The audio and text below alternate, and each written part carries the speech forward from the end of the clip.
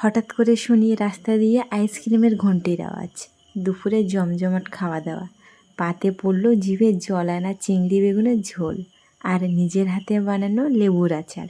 So hello everyone, আশা করছি আপনারা সকলেই ভালো আছেন এবং সুস্থ আছেন। আজ আমার আরও একটি নতুন ব্লগে আপনাদের সকলকে অনেক স্বাগত জানাই। আশা করছি আমার আজকের ব্লগটি আপনাদের সকলের ভালো লাগবে। বসেছিলাম দুজনে সিঁড়ির ওপরে। আজকে বেশ ভালোই গরম পড়েছে। ঘরের ভেতরে থাকা যাচ্ছে না এটা বলা ভুল, কারণ সবসময় ঘরের ভেতরে থাকতে কি ভালো লাগে। তাই আমি আর আমার পুচকু বাইরে এসে বসলাম।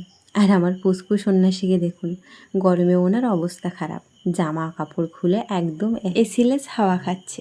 এই দেখুন চারিদিকে কেমন পাখির ডাক, খোলা বাতাস, মনটা একেবারে শান্ত হয়ে যায়। এই পরিবেশে মনে হয় সব উদাও হয়ে গেল। যতই ঘরে পাখার হাওয়া থাক বা এসির হাওয়া থাকুক, প্রকৃতির হাওয়ার মতো শান্তি কোথাও নেই। আর এই যে এই রাস্তায় খুব একটা আইসক্রিম বা আখের রস কোনোটাই যায় না, তবে আজকে দেখি হঠাৎ আইসক্রিমের গাড়ি। ভাবা যায় এরকম গরমের মধ্যে হঠাৎ আইসক্রিমের ওই পরিচিত ঘন্টা শুনে মনটা সত্যি আনন্দে ভরে ওঠে, তাই না? ছোটবেলার কথা মনে পড়ে গেল হঠাৎ। ছোটবেলায় গরমে আইসক্রিমের গাড়ি দেখলেই মনটা খুশিতে নেচে উঠত, ঠিক যেমনটা আজ হলো। তবে আজকে সোনার পাপা গেছে আইসক্রিম নিতে। দোকানদার দাদার কাছে একটু জিজ্ঞাসাও করলো তার কাছে কি কি আইসক্রিম বিক্রি হচ্ছে আর কোনটা। তবে দোকানদার দাদা বলল, আমি ভালো কোম্পানির আইসক্রিম বিক্রি করি আর তার পাশাপাশি আখের রস বিক্রি করি, কারণ এই গরমের সময় আইসক্রিম আর আখের রস বেশ ভালোই চাইছে মানুষ। আর আখের রস শুধু গরমের তৃপ্তি মেটায় না, এটি আমাদের শরীরের জন্য অনেক উপকারী। দোকানদার দাদাকে বললাম ফ্রেশ আখের রস বানান আর সাথে একটু লেবু দেবেন আর একটু বিট নুন। এই গরমে আখের রস সত্যি অতুলনীয়। এখানে আখের রস কিনে খাওয়া হচ্ছে, তবে আমাদের বাড়িতে আখ বাগান আছে, অনেক বড় আখ বাগান। তবে বাড়িতে যখন থাকি ইচ্ছে মতো আখ বাগানে গিয়ে আখ খাই। আর এখানে 10 টাকা 20 টাকা করে একটা একটা গ্লাসের দাম।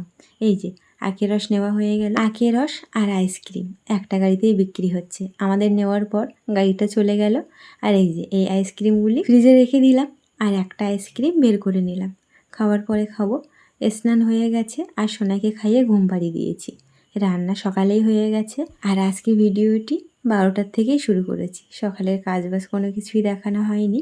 এই যে আজকে রান্না হয়েছে আলু দিয়ে বেগুন দিয়ে চিংড়ি মাছের তরকারি। আলু বেগুন টমেটো চিংড়ি মাছ দিয়ে এই রান্নাটা আমি করেছি, আর উচ্ছে ভাজা। আর সকালবেলা ভাত আর ঢ্যাঁড়স ভাজা সোনার পাপা রান্না করে গেছিলো ডিউটিতে যাওয়ার আগে। সকালবেলা বলতে সোনার পাপা উঠে 6টার দিকে, ওই তখনই রান্না করেছিল, আরও চলে যাওয়ার পরে বাকিটা আমি করেছিলাম। সোনা তখন ঘুমিয়েছিল। আর এখন ভাত দুপুরবেলায় রান্না করি, কারণ সকালবেলায় রান্না করলে রাতের বেলা কেমন একটা হয়ে যায়। তবে আজকে সকালবেলায় রান্না করে গেছি, দুপুরে ঘরে এসে খেয়ে বেরিয়ে যাবে। আজকে একটু কাজ ছিল, সেই জন্য ভাত সকালবেলা রান্না করেছিল, নাহলে এখন খুব একটা সকালে রান্না হয় না, ওই দুপুরবেলা রান্না করি।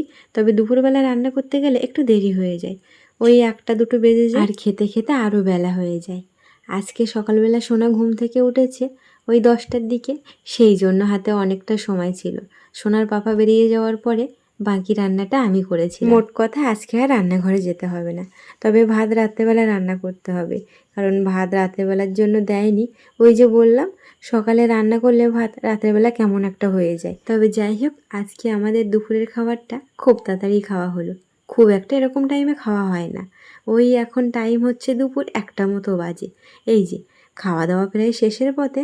ওই প্রথমে খেলাম উচ্ছে ভাজা, তারপর খেলাম ভেন্ডি ভাজা, আর অল্প করেই নিলাম, রাতের বেলার জন্য রেখে দিয়েছি, একটা দিয়ে কি খেলে হবে।